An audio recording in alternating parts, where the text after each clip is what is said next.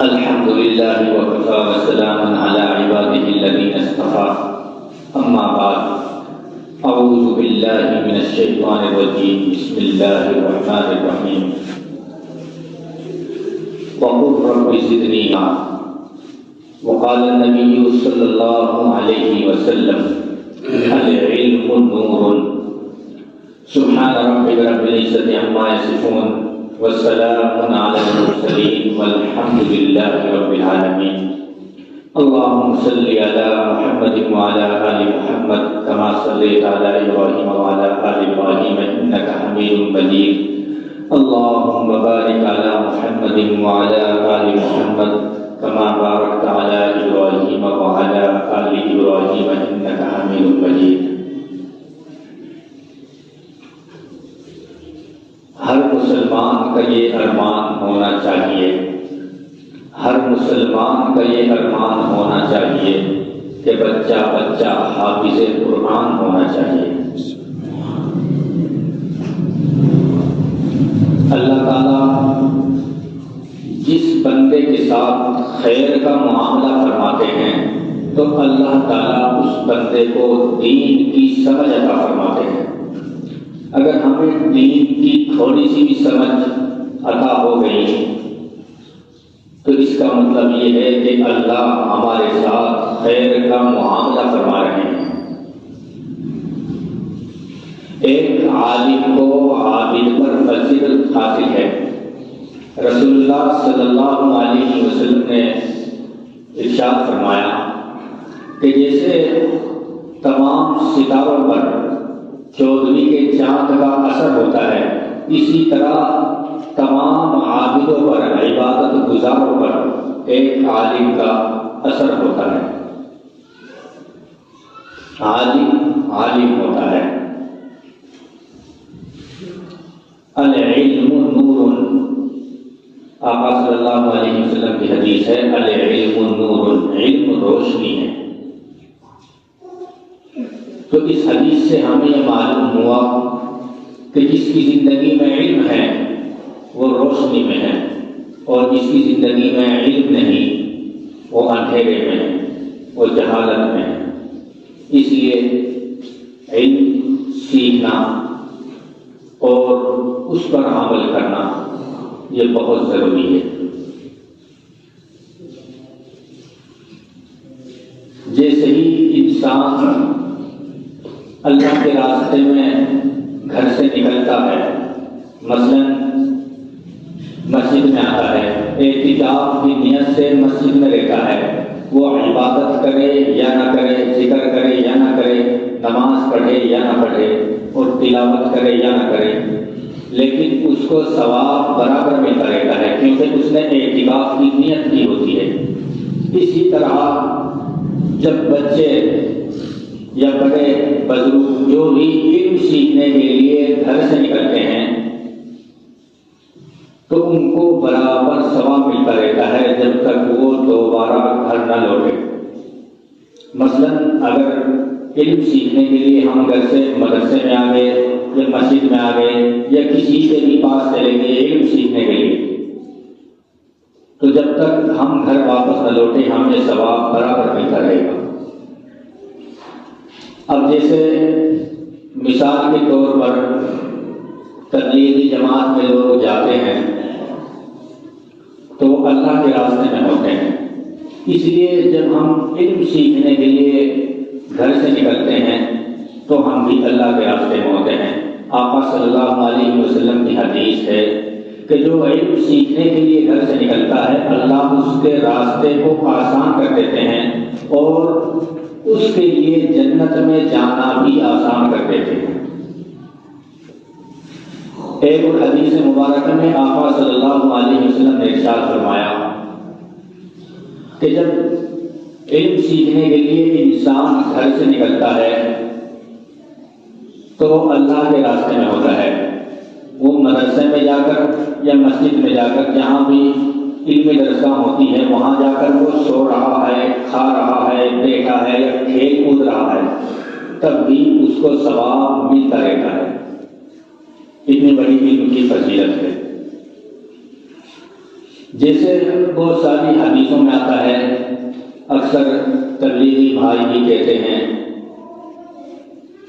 کہ سب سے بہتر اللہ کے دین کی طرف بہتر ہے کہ اللہ کے دین کی دعوت دینا، اللہ کی طرف بلانا واقعی بہتر ہے اور یہ بہترین کام ہے، لیکن سب سے بہترین کام جو ہے وہ یہ ہے کہ خیرکم من تعلم القرآن وعلمہ۔ بہت ساری حدیثوں میں آیا ہے کہ بہتر کام یہ ہے کہ دین کی طرف بلاؤ، دین کی دعوت دو، اچھے مشورے دو، یہ بہتر کام ہے، لیکن سب سے بہتر کام جو ہے، حدیثوں میں بہتر الگ ہوتا ہے اور سب سے بہتر الگ ہوتا ہے۔ سب سے بہتر جو ہوتا ہے کہ اس سے بہتر کچھ نہیں ہوتا، تو سب سے بہتر یہ ہے کہ خیرکم من تعلم القرآن وعلمہ، کہ جو قرآن سیکھے اور سکھائے وہ سب سے بہتر ہے۔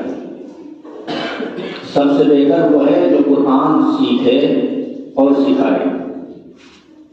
تو اس لیے قرآن کو سیکھنا اور سکھانا یہ سب سے بہتر کام ہے۔ تاریخ اسلام کا سب سے پہلا مدرسہ، سب سے پہلا مدرسہ، اس کو عربی میں صفہ کہتے ہیں، اردو میں اس کو چبوترا کہتے ہیں، وہ آقا صلی اللہ علیہ وسلم نے مسجد نبوی سے تقریباً 1 فٹ اونچا کیا تھا، اور وہاں سیکھنے والے کون تھے؟ صحابہ کرام، انصار، مہاجرین جو ہجرت کر کے آئے تھے، اور سکھانے والے آقا صلی اللہ علیہ وسلم تھے۔ وہ وہاں علم سیکھتے تھے۔ کم و بیش 70 کے مطابق وہ حضرات تھے۔ تو ان کی حالت ایسی تھی کہ ایک طالب علم دوسرے طالب علم کے پیچھے چھپ کر بیٹھا کرتے تھے، کیونکہ ان کے کپڑے پھٹے پرانے ہوا کرتے تھے، تو آقا صلی اللہ علیہ وسلم سے شرم کی وجہ سے وہ چھپ چھپ کر بیٹھا کرتے تھے۔ ان کی حالت ایسی تھی کہ ان کے پاس نہ کوئی مطبخ تھا، نہ کوئی طباخ تھا، اور نہ ان لوگوں کی کوئی تنخواہ تھی۔ اگر کہیں سے کھانے کا بندوبست ہو گیا تو کھا لیا، نہیں تو بھوک میں ہی زندگی گزارتے تھے۔ ایک مرتبہ ایسا ہوا کہ ایک پیالہ آیا، دودھ کا پیالہ آیا، تو آقا صلی اللہ علیہ وسلم نے ان 70 کے 70 صحابیوں کو پلایا، سب نے پیا، سیر ہو گئے۔ پھر آخر میں آقا صلی اللہ علیہ وسلم نے حضرت ابو ہریرہ رضی اللہ عنہ سے کہا کہ ابو ہریرہ تم بھی دودھ پیو، تو حضرت ابو ہریرہ نے خوب جی بھر کے پیا۔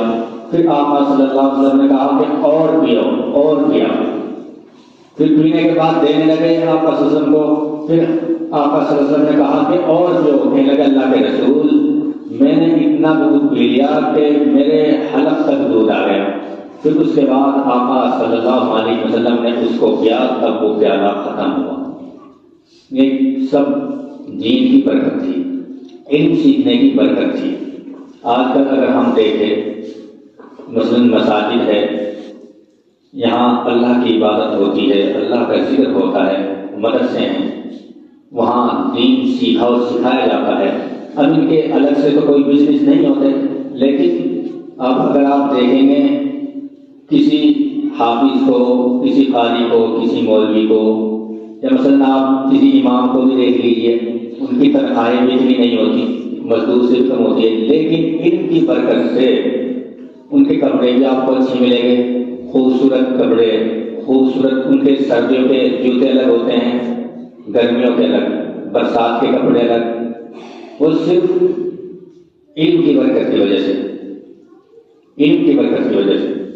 ان کے پیچھے کتنا بھی بڑا بادشاہ آ جائے، کتنا بھی بڑا S P, D S P, وزیر اعظم آ جائے، اس کو بھی ان کے پیچھے ہی رہنا پڑے گا۔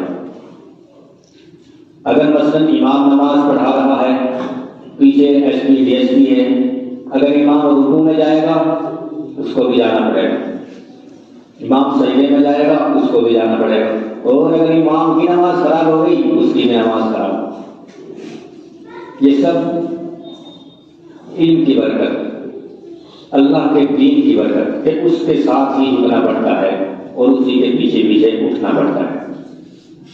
تو اس لیے ہمیں چاہیے کہ ہمیں علماء حضرات کے پیچھے رہنا چاہیے۔ اگر ہم ان کے پیچھے رہیں گے، نمازوں میں بھی یہی ہے کہ اگر ہم نے کوئی ایک رکن بھی امام سے پہلے ادا کر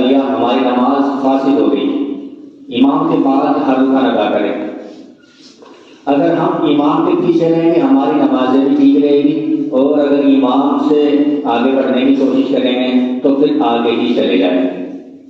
جو امام کے پیچھے رہتا ہے وہ زندہ ہوتا ہے، جو امام سے آگے آنے کی کوشش کرتا ہے تو آپ سمجھتے ہیں آگے کون آتے ہیں، وہ پھر ان کا راستہ آخری ہو جاتا ہے، ان کی منزل آخری ہو جاتی ہے اگر یہ امام کے آگے آگے۔ تو یہ سب اللہ نے علم کی برکت کی وجہ سے یہ فضیلت بخشی ہے۔ ایک مرتبہ آقا صلی اللہ علیہ وسلم تہجد پڑھنے کے لیے مسجد نبوی میں تشریف لائے۔ ایک سائڈ میں حضرت ابو بکر رضی اللہ عنہ تلاوت کر رہے ہیں، دوسری سائڈ میں حضرت عمر تلاوت کر رہے ہیں۔ حضرت ابو بکر آرام سے بالکل دھیرے دھیرے تلاوت کر رہے ہیں، اور حضرت عمر زور زور سے تلاوت کر رہے ہیں۔ آقا صلی اللہ علیہ وسلم نے نماز پڑھنے کے بعد حضرت ابو بکر سے پوچھا کہ آپ اتنی آہستہ آواز میں تلاوت کیوں کر رہے ہیں؟ تو حضرت ابو بکر کہنے لگے کہ میں اس لیے کر رہا ہوں کہ اللہ تو دلوں کے حال سے واقف ہے، میں تو اللہ کے لیے کر رہا ہوں۔ تو پھر حضرت عمر سے پوچھا کہ آپ زور زور سے تلاوت کیوں کر رہے ہیں؟ تو حضرت عمر کہنے لگے میں لوگوں کو جگانے کے لیے تلاوت کر رہا ہوں اور شیطان کو بھگانے کے لیے زور زور سے تلاوت کر رہا ہوں۔ ایک مرتبہ آقا صلی اللہ علیہ وسلم کو اللہ تبارک و تعالیٰ کی طرف سے ہدایت ملی۔ کہا گیا اللہ تبارک و تعالیٰ نے آقا صلی اللہ علیہ وسلم سے کہا کہ آپ طالب علموں کے پاس جائیے اور ان کے پاس بیٹھیے جا کر۔ تو آقا صلی اللہ علیہ وسلم آئے اور طالب علموں کے پاس بیٹھے، یعنی جو دین سیکھتے تھے ان کے پاس بیٹھے۔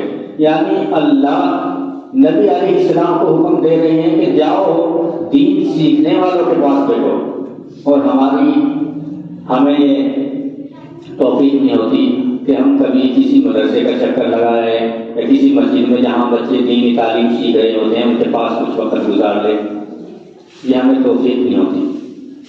جو دین سیکھنے کے لیے آتے ہیں وہ خود سے نہیں آتے، اسکولوں کے کالجوں کے دروازے سب کے لیے کھلے ہوتے ہیں، لیکن جو دین سیکھتے ہیں وہ ہر کسی کے لیے دروازے دین کے کھلے نہیں ہوتے۔ اللہ پہلے چناؤ کرتے ہیں، اور چناؤ میں جس کو اللہ تبارک و تعالیٰ چنتے ہیں اس کو دین سیکھنے کی سکھانے کی توفیق دیتے ہیں۔ ہر کسی کے لیے مدرسوں کے دروازے کھلے نہیں ہوتے۔ آپ کسی کو بھی یہاں اگر میں سب کو دعوت دوں کہ سب مدرسے میں چلو وہاں کچھ سیکھو، آپ نہیں جائیں گے۔ وہاں وہ جاتا ہے جس کو اللہ چنتے ہیں۔ تو اس لیے بڑے خوش نصیب لوگ ہیں وہ جو دین سیکھنے کے لیے مدرسوں میں جاتے ہیں، مسجدوں میں جاتے ہیں، وہ خوش نصیب ہوتے ہیں۔ ایک مرتبہ آقا صلی اللہ علیہ وسلم اپنے مبارک گھر سے تشریف لائے اور آ کر حضرت ابن کعب سے کہنے لگے ابن کعب سورہ بینہ سناؤ۔ تو حضرت ابن کعب کہنے لگے رسول اللہ صلی اللہ علیہ وسلم قرآن تو آپ پر نازل ہوا ہے، آپ مجھے کیوں کہہ رہے ہیں کہ نہیں تم سناؤ؟ تو صحابہ سمجھ گئے کہ شاید اللہ کی طرف سے حکم ہے، تو پوچھنے لگے یا رسول اللہ کیا اللہ نے مجھ سے سننے کے لیے کہا ہے؟ کہ ہاں اللہ نے کہا ہے۔ وہ بہت اچھی تلاوت کرتے تھے۔ تو یعنی صحابہ کرام وہ شخصیت تھی کہ اللہ تبارک و تعالیٰ آقا صلی اللہ علیہ وسلم سے کہتے تھے کہ جاؤ ان سے کہو کہ وہ قرآن سنائیں، آپ بھی سنیں گے اور میں بھی سنوں گا۔ حدیث مبارکہ میں آتا ہے کہ جب کوئی بندہ قرآن کی تلاوت کرتا ہے تو اللہ تبارک و تعالیٰ وہ پڑھتا ہے الحمدللہ رب العالمین، اللہ خود سنتے ہیں، اللہ خود سنتے ہیں، اس کا جواب بھی دیتے ہیں فرشتوں کے سامنے کہ دیکھو میرا بندہ میری تعریف بیان کر رہا ہے۔ تو اس لیے یہ بہت بڑی فضیلت ہے قرآن کی۔ اگر ہم ایک حرف پڑھتے ہیں، صرف ہم کہتے ہیں الف لام میم، یہ 3 حرف ہو گئے، الف ایک حرف ہے، لام ایک اور میم ایک، تو ان پر 30 نیکیاں ملتی ہیں۔ تو دیکھو اگر ہم ایک سپارہ پڑھیں گے کتنی نیکیاں ہمیں ملے گی۔ تو اس لیے دین سیکھنے کی کوشش کریں اور دین سکھانے کی کوشش کریں۔ وقت اجازت نہیں دے رہا ہے۔ جو باتیں اللہ تبارک و تعالیٰ نے مجھ سے کہلوائی، مجھے بھی اور آپ کو بھی عمل کرنے کی توفیق عطا فرمائے۔ دین سیکھنے اور سکھانے کی ہم سب کو توفیق عطا فرمائے۔ وآخر دعوانا ان الحمد للہ رب العالمین۔ سنت پڑھی۔